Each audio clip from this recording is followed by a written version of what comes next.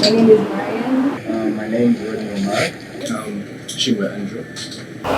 My name is Kanyomozi, Rabwoni. And I'm happy to be here. My name is Alexis. Let's get this rolling. Craig Abraham Barigye, happy to be here. Awesome. So good to see you all. You guys are looking awesome and amazing. Let's get this party started. We're talking about Black Lives Matter.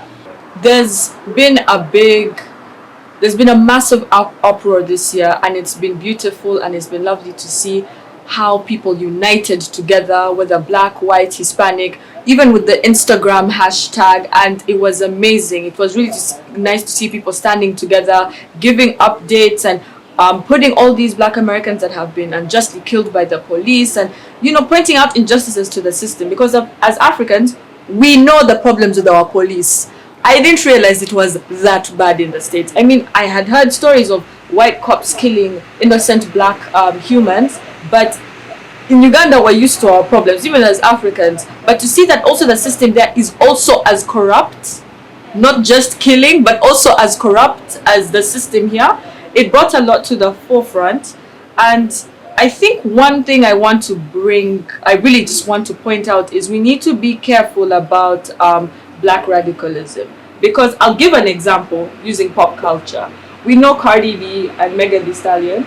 They released a music video that had all these female rappers and personalities. They put them in their music video in a nice, it was a controversial video. But I think what I found really petty was that people had a problem with Kylie Jenner being in the music video, just walking around.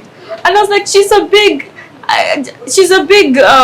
personality. She has all these followers, and the other girls in the video were like rappers and professional dancers and models, so they had rooms and they had their scenes. Kylie Jenner, do you ever see her dance? Like, that's the most she could do. She could dance, and people were so mad she was just walking around with a whip. And I'm just like, it's just fun. And there was a whole petition to have her removed from the video, calling out the artists, and I was like, no, they were just trying to do female representation. So but that's just a light way to talk about black radicalism, and we need to be careful because we are fighting for equality for all. We need to remember that we're not trying to make one race feel smaller than the other, and black people historically have been put down, which is why we say Black Lives Matter, not all lives matter, because we are trying to balance and we're not trying to put anyone down, and we want people to recognize, people of other races to recognize the things that they've done wrong in the past, whether it's slurs, whether it's the families they've come from. Correct yourself, and that's really what it's all about, and we should not lose focus of that.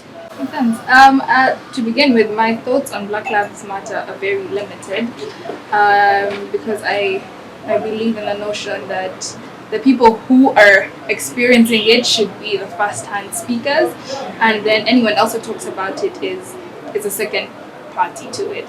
But I'm all for resistance. I think it was about time. Black people have continuously been under so much when it comes to racism and how police has targeted them, and they've spoken about it. They've written books about it. They've done interviews about it. I think I was watching a James Baldwin interview, and he was speaking on when will change come. The time of my father, my grandfather, now my sons, and we're still going through the same thing, and he passed away a while back, and that's still an issue. I think my final thought would then be on how Black Lives Matter, because it was a movement that was created by queer women, and we now see that the movement has shifted, or the poster child for the movement is black men. So we see George Floyd was the poster child, but Breonna Taylor was another woman who was killed by police brutality. They got into her house in the middle of the night and shot her and said, "Oh, wrong house." And then that goes to say that a lot of women were then pushed away from being recognized as also facing police brutality. So I think in that realm, that was something that needed to be dealt with, in my opinion, because Black Lives Matter does not necessarily mean only black male lives matter, but black female lives matter as well. I feel like in Africa, it's good that we were also speaking up for Black Lives Matter. And as she said, we do not have first-hand accounts because we do not permanently. We don't really live there to see what's going on. And I feel like the same uproar that even our fellow Africans and Ugandans were using to support and hashtag fighting for justice, we need to apply the same energy in our own countries, because we have our own sets of problems. Here we kind of handle racism okay. You've seen how the police go after, they went after, remember there was a white man who abused people in a hotel here in Uganda? Yes, The video went on Twitter, and it made noise, and the cops went and found him and arrested him. And I feel like we handle it okay and we speak up on the issues, but we have bigger issues we need to be screaming about in this country: unemployment, corruption, politics, and like educate, teachers and doctors not being paid, recognizing these things. These are things we need to be really fighting for and making a movement for. And women and children's safety, because also domestic violence has been a very big issue this year. It's been here all our lives, but it's become a very big issue now. And these are things we need to be speaking up on and finding ways to deal with. I think I wasn't opposed to Africans speaking out on Black Lives Matter, especially because when you go there, because you don't know, I'm seated here right now, but I don't know where I'll be in the next 10 years or where any other African will be in the next 10 years. And when you go there, you're not necessarily going to say, oh, I'm African, you can't shoot me. It is still going to be something that's going to affect you in the long run. So I was happy with that solidarity that wasn't only Africa, but you saw Black people in France, Black people in Europe doing the work that was necessary, I think. I do think Africans should participate, because in a way we are also affected even in our own countries, like international schools. Yeah, we really face racism in a really bad way. And it's in our own country. Yeah, it's in our own country. Then we also have South Africans facing the same thing. So I really do feel like we should participate. It's not as much, but we're still facing it, and we need to speak up. Okay, on that note, do you think the movement has created any systematic racial changes for justice? not significant ones, but just slightly ones, because people make noise on social media, so people have to act. But then, in the normal life of a black man in America, he's still racially abused, still targeted. But then what people don't seem to realize is that sometimes the black people bring these problems upon themselves. They have the highest criminal rate in the country. Historically speaking, there is that, but you cannot judge everyone because not everyone is like that. And also, to add on that, historically speaking, there are systems put in place by racism, by racial injustices to keep black people in certain places. In certain socio-economical statuses. So a black person will run a red light and you go in prison for 10 years. A white person will rape someone and we can talk about it. Can now be caught. Oh, you understand? You look at it that way, but then the white person has a better lawyer. That's where you get it. Because he's been put in places to get a better lawyer, to afford a better lawyer. So instead of first focusing on the police brutality, they should focus. The black people should be fighting for better rights.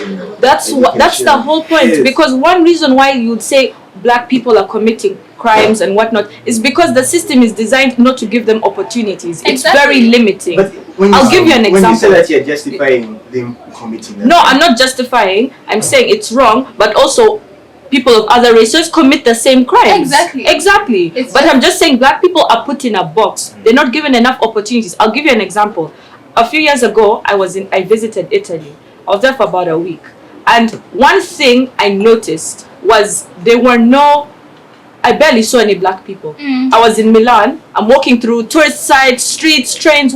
I did not see any black people apart from the people I was traveling with. So the only time I saw black people were like in cafes, but cleaning.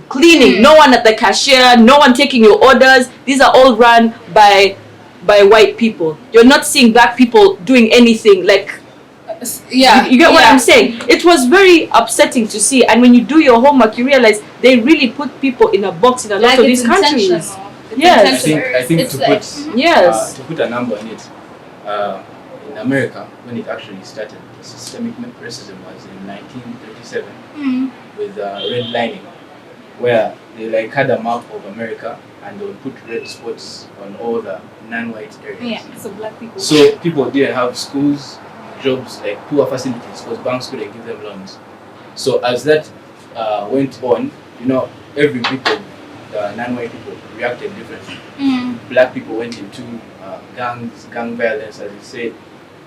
So more gang violence means more police deployment in such places, which means that the black person is more likely to be caught for a petty crime.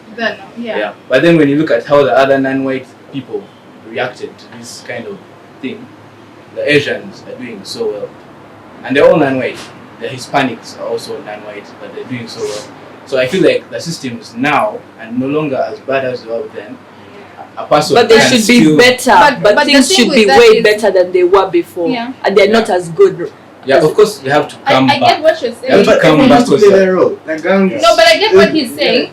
It's the thing with that is we think it's not as bad as it was, but oppression fits the society at the time. So it's not redlining now, it's not removing schools, it's removing opportunities or something else. Like it advances to fit the situation. You get it. I don't know if that makes sense. I think then you're shifting the conversation. It becomes less an issue of the Black Lives Matter movement, but stereotypes, because as much as we can say black people have always been disadvantaged in the communities they've lived in, we perpetuate stereotypes. For example, gangs should not exist today if we're saying they were a forced habit due to circumstances back then. Why do they still exist today? I feel like as much as we can say that we've been put in unfortunate circumstances, we cannot then blame the system for our continued lingering, so to speak, because you have the ability. There's successful black people in the community, you understand? Okay. They're successful pillars. But we cannot generalize and say that everyone has been affected the same way. But again, it comes back to the issue of stereotypes, because there's always going to be the fact that people are going to look at black people a certain way and white people a certain way. But now, how do we break the stereotype of, black people are more susceptible to violence and, being criminals and being, impoverished communities? How do we break the stereotype, change the narrative, so that instead of looking like the victims of an, unjust system, we are working towards becoming better as a community and as a people? I want to speak to something you say. There are some black figures that have made it out, so then we should all try to something in line to that. Let me first go back and say no. I don't think there's been systematic racial justice, but the noise has been able to shine a light to what's going on and open up. Then going back to your statement, I'm trying to use like a Ugandan example. So for example, Bobby Wine, let's use that. He grew up in the ghetto, Kamucha. But look at where he is now. He's a presidential aspirant, yes. That is an exception. It is not until now all ghetto people are not working hard, or all ghetto people are not trying to break a certain thing. But there are no systems in place in Uganda to ensure that people are able to get opportunities, that are able to get an education. There will always be an exception, but that doesn't mean other people are not doing the necessary work. So there will always be a black exception. There will be Jay-Z, he came out of the hood. There will be P. Diddy. But it was an exception. It was an exception, but the systems are still there. There's still problems, and you have to dismantle the systems in order for everyone to have access to certain. But in the Western world, do you agree? If you work hard, you get success. No, that's a myth. The color of your skin in a lot of these countries, in first world countries, affects how far you climb in your career. I have uncles and aunties who are Ugandan born but African born and are raising children in the States, and the advice they raise them with is you have to work twice as hard as your classmates and multiply that to get anywhere. Yeah, because that's the truth. It's so hard. There's a stereotype that now black person, you're a gangster. I could give an example. Being exceptional is being exceptional. Yes. I feel like regardless of who you are, But as long as you do be exceptional. Like I I can be the also, bare minimum and I still need to survive. I also Yes. feel like circumstances get these people to do what they do. Yeah. Yes. To like be in the ghetto and sell drugs, like circumstances. Because some of these people are raised in a box. They're told this is all you'll ever be This in is life. all you These kids know. ask themselves, why am I in high school trying to learn these algebra equations when I will never get to college. I don't have the money. I will not get these scholarships. There's nothing out there for me. And if you look at a lot of all these rich black figures we've seen, like Jay-Z and I don't know about people, but Jay-Z, for example, he has a scholarship fund, or Nicki Minaj, who help people pay for their college tuition, because it is hard and it is expensive. And also you put in the work and then you get to an office and you're not being valued, or you're not being hired, or you really, really try and nothing comes your way. So in the end, I think it is what it is. for like what the government has or is doing. Trump's although- government. Now, Trump's government, at first I also had that same Trump belief, like, man, Trump is just. No, Trump is But there's just- a lot. There's actually. Trump is just. No, hear me Just- out. With Trump, with Kim K, Kim K. Kim Kardashian. Yeah. Yes. She petitioned for a bill, which then Trump allowed, called the Criminal Justice Reform Bill, and that bill actually helps black people more than you could think. But do you know why he allowed it? I feel like if it was any black figure, it would not it doesn't put them in matter hard. why. It doesn't matter why. I just wanted to put that I out know, there. What but matters? they wouldn't even get into the room. Sorry, back to you. Anyway, so that bill, apparently, I don't know how it works or anything, but like they're going to give drug, what do they call it, like people who have entered prison because of doing drugs, they're going to give them rehab. Then some people who have been good, those guys who go to prison then change, Yes, they're going reform. to be released, Yes. releases for people. And yeah, on top of that, they also made there's a new bill of the school choice bill. Have you heard of that one? It allows kids who wouldn't, most times black kids don't have choices of colleges because of either money or something. Yes. But so far now in 18 states, they have choices. They can now finally choose which university they want to go to, which college you want to go to, where you want to study. And I feel like it's a step in the right direction. I mean, But the steps need to be made faster. That's Yeah. the first thing. And that's Okay, just before we move on, I don't disrespect the Black Lives Movement, because even before the queer women came and brought up the Black Lives Movement, generally fighting for black rights has worked, because there was a time when black people couldn't sit in the front of a bus, and now they can. There's a time when they couldn't vote. So when you fight for your rights, it does work. But but you have to be intelligent about the way you fight for your rights. You can't just now attack the police. no, Mentality, I don't like that lining, that statement. You have to be intelligent, or you have to think of how to fight for certain things. When you're oppressed, you can't ask me how to react to my oppression. Because you're angry. If she slaps me right now and I slap her back, you can't say, no, you should have handled it diplomatically. Because you slapped me! Like, you're killing people. Like, you're killing people for fun. Like, just like that. These young boys, I keep forgetting their names. Sorry, I don't like, I react badly to trauma or pain, so I just forget things. But the young 13-year-old who was wearing a grey hoodie was just shot. There's another child who was shot for playing with their toy gun. These are children. These are people who are related to people. These are human beings that are just existing and being shot because the color of their skin threatens people. So then you can't tell people, no, you guys, maybe let's sit down in an office and talk to white people and maybe they will change. Asata Shakur says, you cannot appeal to the moral sense of your oppressor. There's not, like, white people don't want to give black people power. So there's no intelligent way of targeting things. As she said, if it was a black celebrity who had walked into Trump's office and asked for certain things, that there's a chance that it might not have been regarded. Exactly. But So what Kim let's- Kardashian has done is great. It's amazing. Like, We well, respect good on that. you, sis. Yes. But we can't ask people to not fight that one. We're tired. They have talked, they have petitioned, they have stood in front of the camera, they have begged, please stop killing us, please stop killing us. And there's absolutely nothing that has been done. I'm going to talk about Uganda. You see, you finish your degree And what the work, getting a job here, unemployment is tough out here for everybody.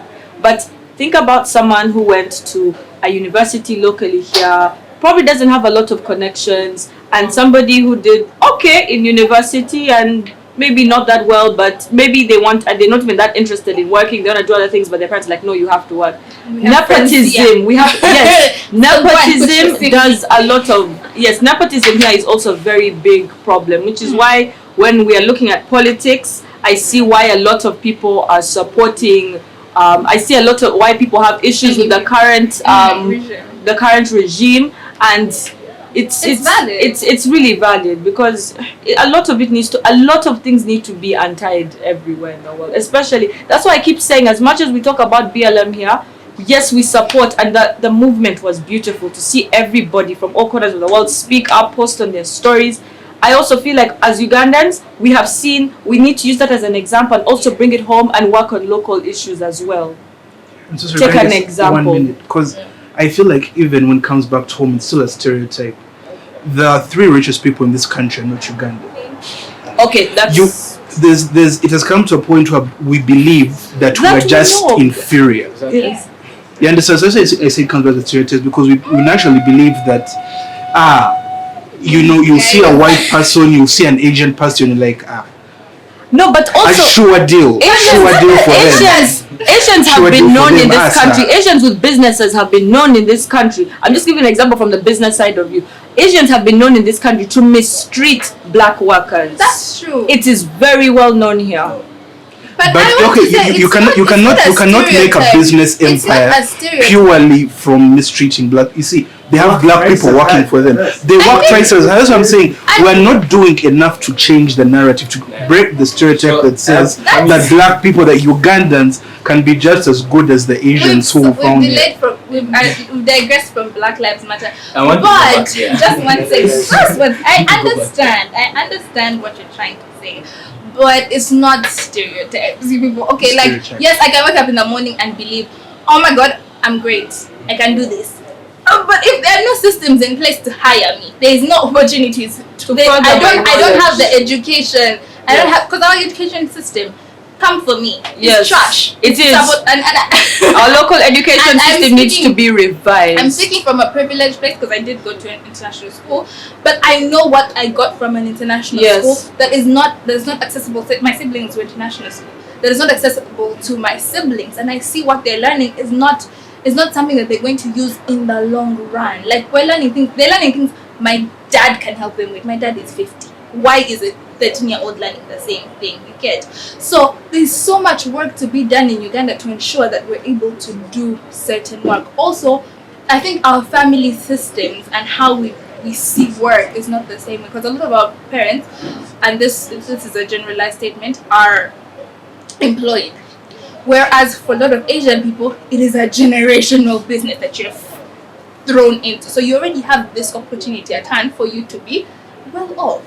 So it's not, I guess, there are stereotypes. We think we're inferior, but even if we wake up tomorrow and think we're great, there's work that needs to be done by the government to ensure that opportunities and the system is able to help people to be great. It comes back to that John F. Kennedy quote: "Ask not what your country can do for you, but it can do for your country." Fine, the government might not be doing enough to help us, but what are we as Ugandans doing to help ourselves? I feel like the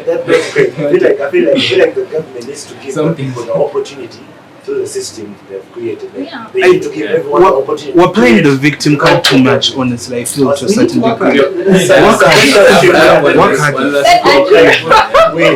One last conclusion. Close this. Yes. Back on Black Lives Matter. It's okay. That's why we're here. That's what we're present. But part of the conversation when I read the outline was to also talk about how it affects our country, right? Yes. Anyway, the thing is, for me, it got me thinking. Honestly, I was like, so can a black person actually, like me, African, can I survive in America? And I was like, you know what? No, I did research, and turns out like in 2012, about 2.1 million, I think, Africans from Egypt, Kenya, Nigeria, and we're like, okay, how did these guys turn out? So by like 2015, these guys have remitted about, I don't know if that's a word, but they provided money back to their country, about 21 billion naira. Those are Nigerians. But do you know what kind of jobs Wait, they're doing? Do you know what kind of jobs they're doing? Me, when you start counting people, the fact if that you're you can making count money, people, does their job matter? exceptions.